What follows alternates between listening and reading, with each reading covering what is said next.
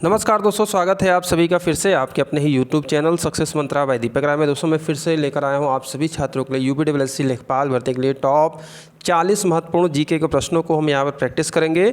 और चलिए पहला प्रश्न देखिए, आपसे पूछा जा रहा है भारत का संविधान भारत को क्या कहता है। अगर हम भारत के संविधान को देखें तो अनुच्छेद 1 में भारत को क्या बोला गया है। ठीक है, आर्टिकल 1 में कहा गया है भारत को राज्यों तथा केंद्र शासित प्रदेशों का समूह घोषित करता है। ठीक है, तो यहाँ पर अगर देखें तो जो सही जवाब होगा आपका ऑप्शन नंबर सी करेक्ट होगा। राज्य व केंद्रीय क्षेत्रों का संघ घोषित करता है, यूनियन।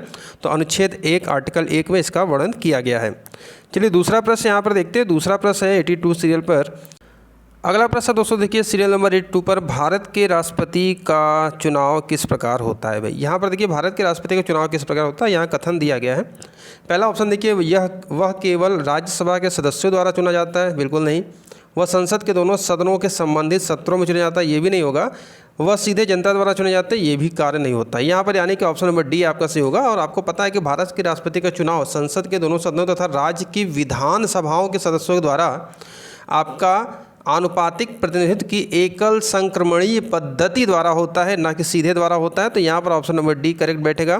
चलिए नेक्स्ट प्रश्न देखते हैं। केशवानंद भारती केस किस लिए महत्व है। बहुत बार इसका वर्णन आता रहता है आपके, अगर हम पॉलिटी के सेक्शन देखें तो दोस्तों देखिए केशवानंद भारती केस में यह कहा गया है कि भाई संविधान की उद्देशिका में संशोधन किया जा सकता है, ये माना गया था। और इसके अंतर्गत यहाँ पर क्या किया गया था, यहाँ पर उच्चतम न्यायालय ने संविधान की मूल विशेषताओं को प्रतिपादित किया था। तो ऑप्शन नंबर यहाँ पर क्या हो जाएगा, ऑप्शन नंबर यहाँ पर बी करेक्ट हो जाएगा। और सन 1973 ये केस का ईयर भी आपसे पूछा जा सकता है, तो इसमें आपका ऑप्शन नंबर बी करेक्ट होगा। अगला प्रश्न देखते हैं। यहाँ विटामिन है, इसके बारे में यहाँ पर चर्चा कर लेते हैं। भाई देखिए vitamin A, B, C, D, इसमें आपसे पूछा जा रहा है कौन से जल में घुलनशील है।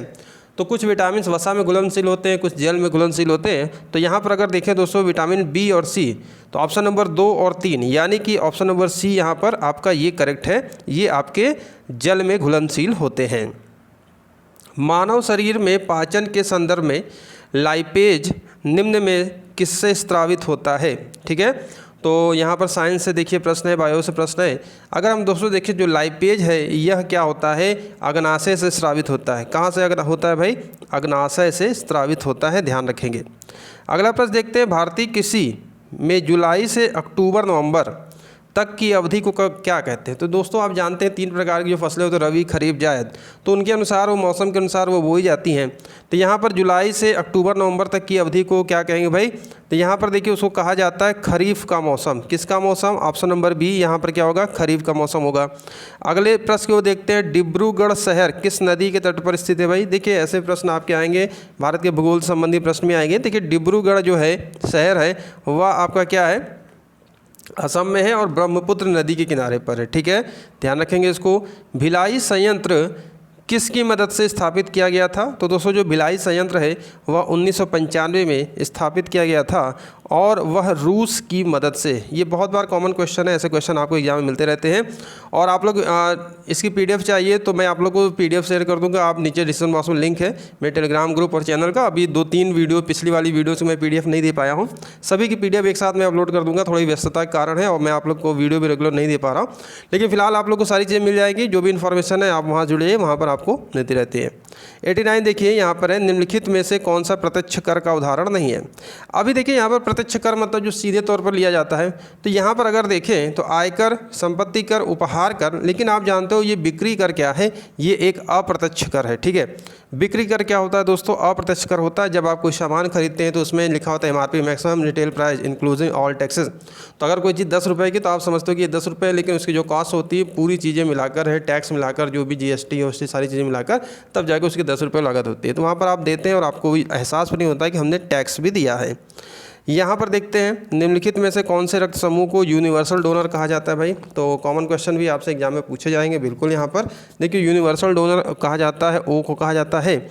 और यहीं अगर आपसे एग्जाम में ये प्रश्न पूछा जाए कि कौन सा रक्त समूह सर्वग्राही वर्ग मतलब जो लेता है, ठीक है, सर्वग्राही वर्ग कहा जाता है, उसको कहा जाता है आपका ए बी वर्ग। ठीक है, AB रक्त समूह को सर्वग्राही वर्ग कहा जाता है। तो ये भी ध्यान रखेंगे। ठीक है, यूनिवर्सल डोनर वो हैं, ये किसी को भी रख दे सकते हैं। ठीक है, चलिए आगे बढ़ते हैं। अगला प्रश्न है दोस्तों, यहाँ पर देखिए निम्नलिखित महाजनपदों में से उज्जैन किसकी राजधानी थी। तो जो 16 महाजनपद थे वहाँ से प्रश्न आते हैं, उनसे संबंधित राजधानियाँ पूछी जाती हैं। तो उज्जैन की दोस्तों जो राजधानी थी वह थी अवंती।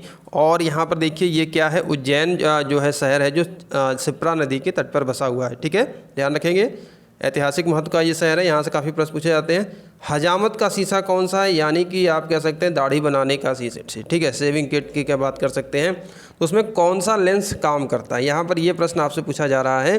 तो यहाँ पर देखिए जो शेविंग बनाने के, दाढ़ी बनाने के जो शीशा प्रयुक्त किया जाता है दोस्तों, वह अवतल लेंस होता है, कॉनकेव लेंस होता है। ठीक है, अवतल लेंस होता है। अगले प्रश्न की ओर बढ़ते हैं। अगला प्रश्न देखते हैं, ट्रांसफार्मर किससे काम करता है। जो ट्रांसफार्मर है क्या करता है। ऑप्शन है केवल प्रत्यावर्ती धारा से, केवल दिश धारा से, एसी और डीसी। तो यहाँ पर देखिए जो सही जवाब है दोस्तों, ये केवल आपका ऑप्शन नंबर 1 केवल प्रत्यावर्ती धारा से। ठीक है, ट्रांसफार्मर क्या करता है, प्रत्यावर्ती धारा से काम करता है और वोल्टेज घटाने बढ़ाने का कार्य करता है ये।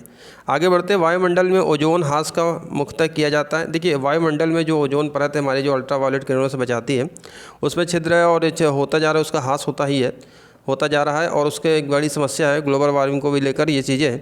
तो एक मुख्यतः एक गैस यहाँ पर मानी गई कि जो बहुत हानिकारक है, वह है आपकी क्लोरोफ्लोरोकार्बन। ठीक है, ऑप्शन नंबर यहाँ पर क्या आएगा, क्लोरोफ्लोरोकार्बन होगा। 94 का ऑप्शन नंबर डी हो जाएगा। ठीक है, और ये जो गैस है मुख्यतः आपके रेफ्रिजरेटर हो गया, यहाँ पे सब में फिटेड की जाती है, तो नुकसानदायक है। ताजमहल बहुत दुष्प्रभावित होता है। देखिए ताजमहल क्या है, संगमरमर का है, सफ़ेद, लेकिन उसमें पीलापन है और ये एक प्रश्न आता भी रहता है हमेशा। तो जो वहाँ पर आपकी बात करें, यहाँ पर क्या होता है, अम्लीय वर्षा, एसिडिटिक रेंज होता है, एसिडिटी रेंज होता है, उसके कारण यहाँ पर अम्लीय वर्षा का उसका पीलापन हो गया।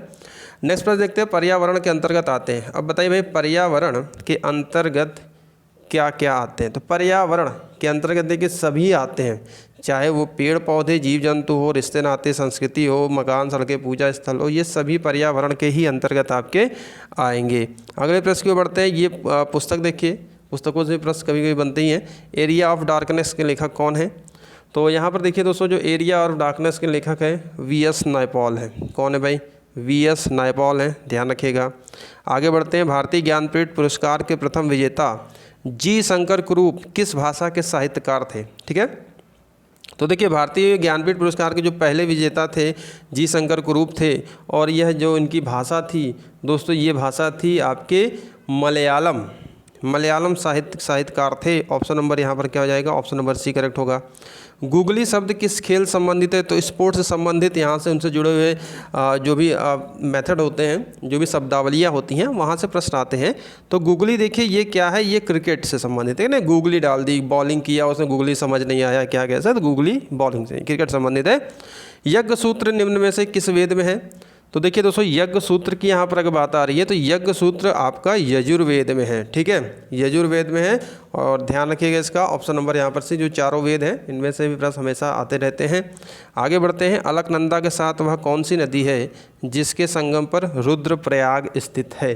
ठीक है, देखिए रुद्रप्रयाग अगर बात करें तो ये अलकनंदा और मंदाकिनी, ऑप्शन नंबर बी यहाँ पर करेक्ट हो जाएगा। आगे बढ़ते हैं, निम्नलिखित में से किस शहर का नाम अलाउद्दीन खिलजी ने अपने बेटे खिज्र खान के नाम पर खिजराबाद रखा था। ठीक है, ये भी प्रश्न आपसे एग्जाम में आते रहते हैं, हमेशा इंपॉर्टेंट प्रश्न बनते हैं, और मैं सभी प्रश्नों की प्रैक्टिस आप कराते रहता हूँ। और पूरी यूपीडब्ल्यूएससी लेखपाल की एक पूरी प्लेलिस्ट क्रिएट है, चाहे वो ग्रामीण जानकारी की हो, हिंदी की हो, जीके जीएस हो। ठीक है, आपको मैथ की भी मिल जाएगी वीडियोज़, तो इसको जरूर देखिएगा। यहाँ पर देखिए ये है चित्तौड़। ठीक है, ऑप्शन नंबर यहाँ पर क्या हो जाएगा, चित्तौड़ का।